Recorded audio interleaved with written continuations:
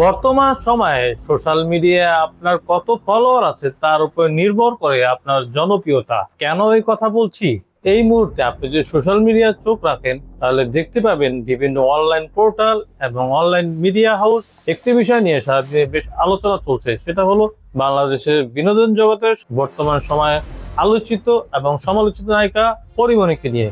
কারণ এই মুহূর্তে সোশ্যাল মিডিয়া থেকে পরীমনির ফলোয়ার 17 মিলিয়ন ফলোয়ার। তার পূর্বে যার এত ফলোয়ার ছিল সে ছিল বাংলাদেশের স্পোর্টস জগতের লেজেন্ডারি প্লেয়ার সাকিব আল হাসান।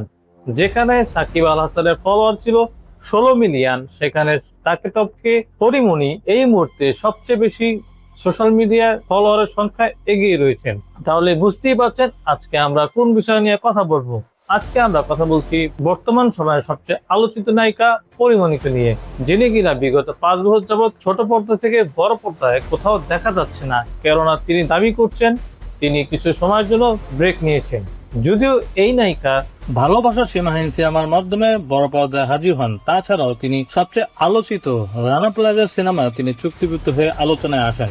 তাছাড়া তিনি বেশ কয়েকটি সিনেমার জন্য বেশ প্রশংসিত হয়েছেন, যেমন প্রীতি, স্বপ্নজাল ও গুণিন সিনেমার মাধ্যমে তিনি ক্যারিয়ারের বিশেষ প্রশংসা কুড়িয়েছেন। কিন্তু প্রশংসা চাইতে তার জীবনে ব্যক্তিগত এবং ক্যারিয়ার জীবনে ছিল বিতর্কে ঘেরা। তার বৈবাহিক জীবন থেকে শুরু করে তার ব্যক্তিগত কার্যক্রম এবং বর্তমান সময়ে বিভিন্ন সময় তার ফেসবুকে স্ট্যাটাস দেওয়ার মাধ্যমে বিভিন্ন সময় তিনি চর্চায় থাকেন।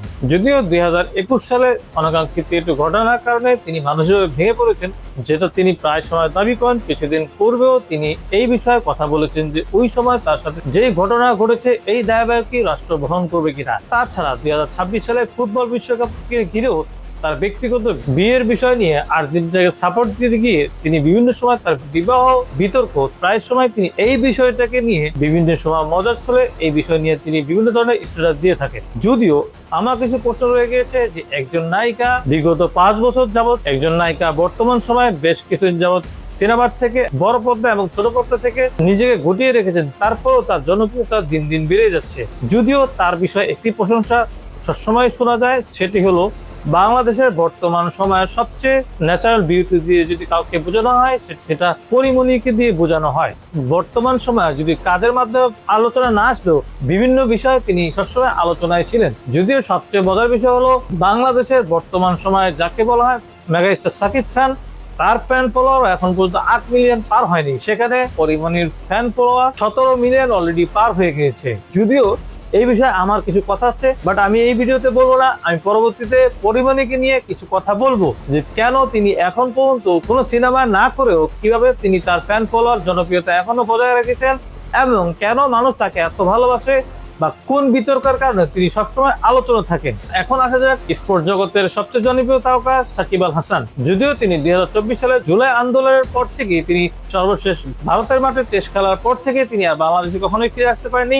যদিও তিনি বিভিন্ন ফ্র্যাঞ্চাইজি লিগে তিনি খেলে বেড়াচ্ছেন, কিন্তু তার জনপ্রিয়তার কোনো কমতি নেই, তা আমরা সবাই জানি। সেই ক্ষেত্রে এতটুকুই বলা যেতে পারে বর্তমান সময়ে সোশ্যাল মিডিয়ার প্ল্যাটফর্ম অনুযায়ী এই মুহূর্তে সবচেয়ে জনপ্রিয় পরীমনি।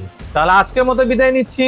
ভালো থাকবেন, সুস্থ থাকবেন এবং পরিবারকে ভালোবাসবেন। তাহলে দেখা হচ্ছে পরের পর্বে। সেই পর্বে আমরা কথা বলবো প্রথমবারের মতো রায়হান রাফি হরর একটি সিনেমা নিয়ে আসতে যাচ্ছে যার নাম আন্দার। সেখানে রায়হান রাফির ভরসা আরেক নাম সিয়াম আহমেদ সেখানে অভিনয় করছেন এবং বর্তমান সময়ের নায়িকাদের ভিতরে সবচেয়ে ভার্সেটাইল অভিনেত্রী নাজিবা তৌসি এবং চঞ্চল চৌধুরী এবং অন্যান্যরা কাজ করছেন।